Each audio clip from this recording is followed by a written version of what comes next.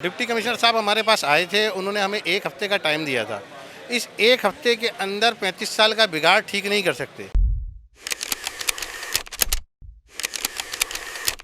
मैं इस वक्त मौजूद हूँ हाशू मार्केट सदर में, जहां अब से कुछ देर पहले असिस्टेंट कमिश्नर जो है वो यहां पर पूरा पहला फ्लोर जो है जहां तकरीबन 200 के करीब दुकानें थी वो सील करके चले गए। सानिया गुल प्लाजा के बाद डिप्टी कमिश्नर की जानिब से इनको तंबीह की गई थी कि SOPs पर अमल दरामद करें, फायर सेफ्टी के आलात लगाएं, तमाम चीज़ें लगाएं, लेकिन न लगाने के ऊपर जो है ये दुकानें सील की गई हैं। हमारे साथ एक दुकानदार यहाँ पर मौजूद है, हम उनसे जानते हैं। ये बताइएगा कि क्या वाक़या था, क्यों सील? इस वजह से कि यहाँ जो है गैस की सिलेंडर और जो होता है गैस सिलेंडर जिधर भी इंतज़ामिया है ना, जिधर भी सिलेंडर का काम होता है और वहाँ ये सील कर रहे हैं। इससे पहले इन्होंने बिस्मिल्लाह मार्केट में एक होटल था जो गैस के सिलेंडर पे चलता था, उसको सील किया।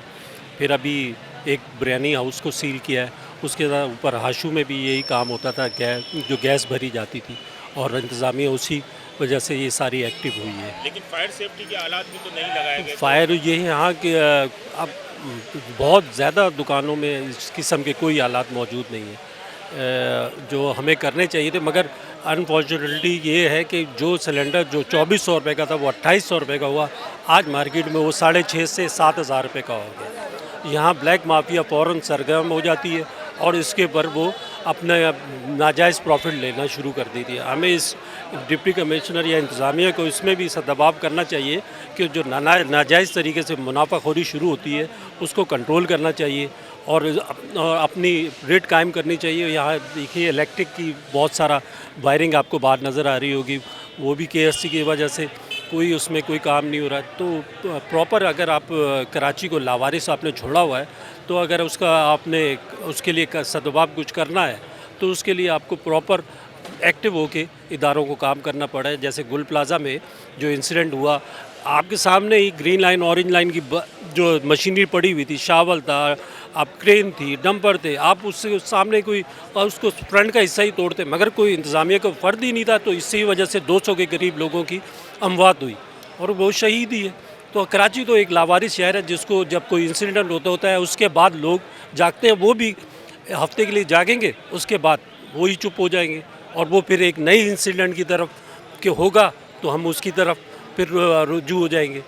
तो अब आपको करना है तो प्रॉपर तरीके से इंतज़ामिया और हुकूमत को चाहिए कि दुकानदारों के जो यूनियन के उनके साथ बैठ के इस सदभाव किया जाए और प्रॉपर फौरी एक्शन किया जाए आगे, क्योंकि रमज़ान है, इससे पहले लोगों के कारोबार है, तो नया कोई इंसिडेंट होने से पहले हमें इसका सदभाव करना चाहिए। यार मार्केट या अल्लाह करे खुल जाए, बाकी सारे मज़दूर बहुत परेशान हैं, सब ये मार्केट के नीचे खड़े हुए रोड पे परेशान हो रहे हैं। पिछले हफ्ते डिप्टी कमिश्नर का मैसेज आया था, वो खुद आए थे, मार्केट में देख के गए थे कि SOPs पर अमल नहीं हुआ था। तो उस पर उन्होंने ये कहा था कि भाई ये 1 हफ्ते का हम आपको टाइम दे रहे हैं और 1 हफ्ते बाद आपने इसके ऊपर अमल नहीं किया तो हम आपकी मार्केट सील कर देंगे। ये SOPs पर अमल करने के लिए जैसे फायर सिलेंडर होना चाहिए और काउंटर सबके अंदर होने चाहिए, ओपन कॉरिडोर खोलना चाहिए, खिड़की जितनी भी थी विंडोज़ टाइप की वो सब खुली हुई होनी चाहिए ताकि निकलने का रास्ता लोगों को मिल सके। तो इस हवाले से उन्होंने हमें वार्न किया था कि आप इन चीज़ों को क्लियर कराएंगे तो आपकी दुकान खुली रहेगी, वरना हम सील कर देंगे। ठीक है, हाँ, उसके बाद ये मार्केट को सील कर दिए गए। फायर सेफ्टी के आलात के मामले में हमारे यूनियन की तरफ से ये आया था कि हम इसके ऊपर इम्प्लीमेंट कर रहे थे, काम कर रहे थे, वर्क कर रहे थे, लेकिन ये है कि इसमें थोड़ी सी जो है यूनियन वालों को ज़ाहिर बात है दिक्कत ये हो रही थी, आपस में इत्तेहाद करना पड़ता है, सबको मिलाकर बातचीत करनी पड़ती है, तो उस पर बातचीत चल रही थी। तो फिर आज हमारे सिलेंडर भी आ गए थे, ऐसी बात नहीं है कि सिलेंडर नहीं मंगाए, तो हमारी यूनियन ने सिलेंडर भी मंगाए थे लगाने के लिए फायर फाइटर, लेकिन इत्तेफाक है वो सुबह आए तो मार्केट सील कर दी। देखिए अभी मार्केट हमारी खुलती है तकरीबन 12 बजे के बाद, तो जब सुबह कुछ लोग आए हुए थे ऊपर, दुकानदार कुछ थे और उन्होंने आके उसको सील कर दिया कि आपके SOPs में अमल नहीं कर रहे। तो हमारी यूनियन वाले काम कर रहे हैं, ऊपर वाले जो हैं, तो अभी देखें, अभी हम तो चाहते हैं कि ये हमें टाइम दें थोड़ा सा, क्योंकि ऊपर रिपेयरिंग का काम है, सेल परचेज़ का काम है, तो उसके लिए हमें टाइम चाहिए होता है। नीचे की जो मार्केट है वो टोटली सेल परचेज़ है और ऊपर रिपेयरिंग होती है। अब ज़ाहिर उसके लिए तो आपको पता है कि मैकेनिक भी ऐसे हैं जो अफोर्ड भी नहीं कर सकते इतनी जल्दी, तो हमें टाइम बहुत कम दिया गया था। तो हम चाहते हैं कि हमें थोड़ा सा टाइम ज़्यादा दें और इंशाल्लाह अब थोड़ा सा हमें मौका दें दोबारा से जी, तो उसकी वजह से थोड़ा टाइम भी दें, मौका भी दें हमें कि ताकि हम काम शुरू करें। काम तकरीबन हो चुका है, सिलेंडर आ चुके हैं, काफ़ी चीज़ों पे काम हो चुका है, ताकि हम मार्केट खुलवाएं तो हम उस पर कम से कम टेक्नीशियन से काम तो करवाएं, जो इलेक्ट्रिशियन का काम है वो करवाना है, जो काम करवाना है हम उसको अमल तो करें। अगर खोलेंगे नहीं ना देखें तो हम काम कैसे करेंगे। डिप्टी कमिश्नर साहब हमारे पास आए थे, उन्होंने हमें 1 हफ्ते का टाइम दिया था।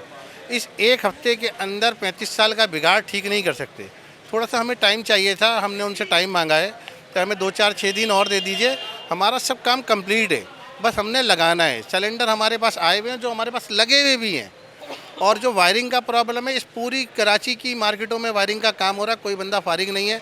हमारी नीचे मार्केट में भी काम हो रहा है, तो हमने उन्हीं को ठेका दिया, वो सारे वायरिंग का सिस्टम वो सेट करके हमको देंगे। तो हमें टाइम चाहिए, तो डिप्टी कमिश्नर साहब को चाहिए हमें थोड़ा सा टाइम दें। इनका ये कहना था कि रमज़ान आने वाले हैं, डिप्टी कमिश्नर को चाहिए कि कुछ थोड़ा सा टाइम दें, क्योंकि मार्केटों में आलात लगना भी शुरू हो गए हैं। लेकिन ये टाइम जो डिप्टी कमिश्नर ने दिया था वो गुजर चुका है, जिसके बाद ये कार्रवाइयाँ शुरू की गई हैं। अभी मज़ीद भी और मार्केट्स हैं जिन्हें सील किए जाने का इम्कान है।